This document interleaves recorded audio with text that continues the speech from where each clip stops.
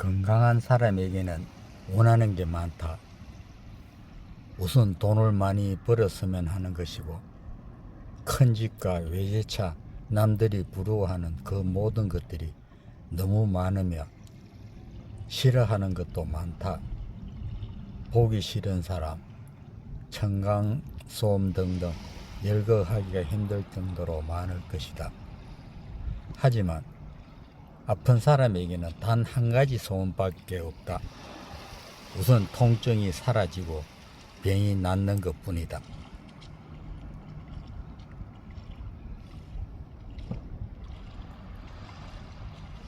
파산 후 심리적 이유로 몸이 약해지기 시작했다.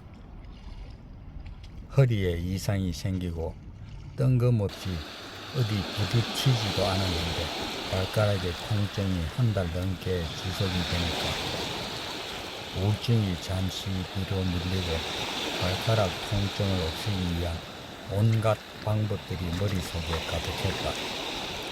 다행히도 통증이 조금씩 완화되면서 맨발 걷기를 꾸준히 하고 있다.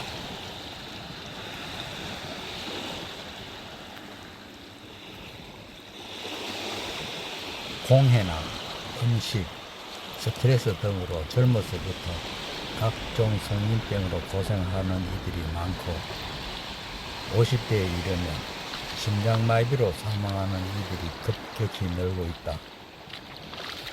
오며 가며 만나는 노인들에게 물어보면 열에 9번 각종 질병으로 약을 복용하고 있다고 했다.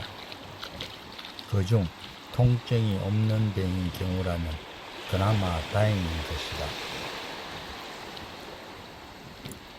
맨발 걷기를 하다가 만난 분 중에 70대로 보이는 분과 이런저런 이야기를 나누는 중에 그분이 신세 한탄을 하며 하는 말이 확인할 수는 없지만 자신의 부동산 재산이 공시가로 계산해도 100억이 훨씬 넘는데 자식들과 아내가 자기가 빨리 저 세상으로 갔으면 하는 눈치더라며 서글퍼했다.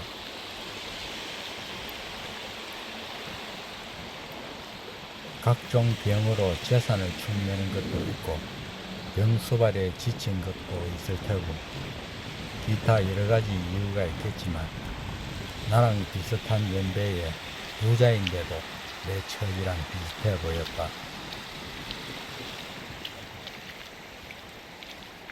그에게 행복과 희망이라는 단어는 그냥 여러 질병으로 고통스러운 현재가 너무 힘들다는 것이다. 특별히 아픈 데도 없으면서 자기보다 더 열심히 걷는 내가 너무 부럽다는 것이다. 물론 내가 파산했다는 말은 하지 않았다.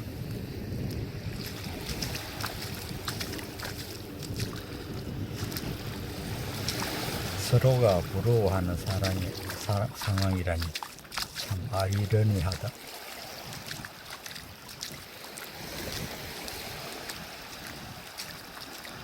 나는 돈이 필요하고 그분은 건강이 필요했던 것이다.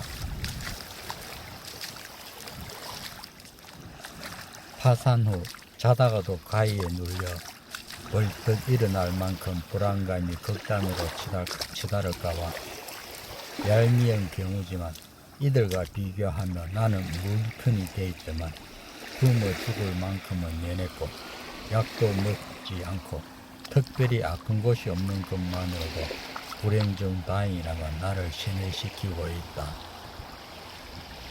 그렇게라도 자기 위로를 하지 않으면 이런 상황을 견뎌내기가 힘들기 때문이다.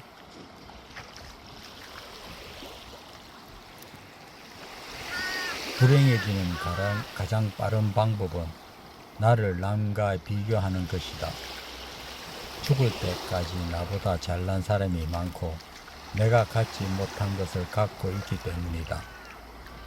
전 세계 최고 부자 중 한 명이고 투자자가 아니라 현인으로 총받고 있는 오렌 버핏 조사도 부러운 것이 많다고 했다. 추측컨대 젊은이 가장 부러웠을 것이고 아내가 있는 사람이 부러웠을 것이다.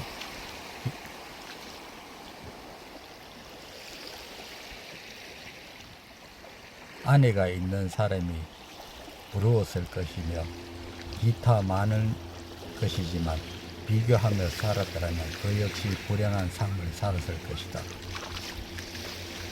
그의 재산이 무려 180조 원이라고 하지만 40대의 나이로 돌아갈 수 있다면 아마도 바꾸려 하지 않았을까.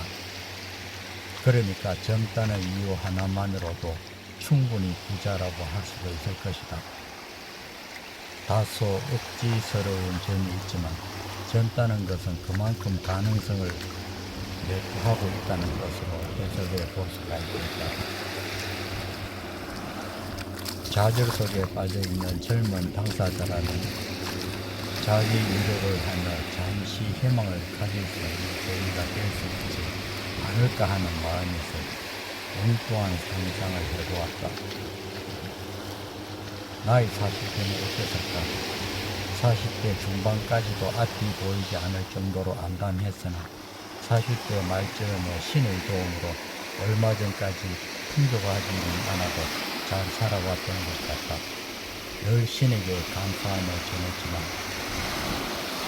한숨을 돌리는 과정에서 교만과 자만 그리고 약간의 게으름으로 그동안 살아왔던 모든 것을 무너뜨려 버렸다.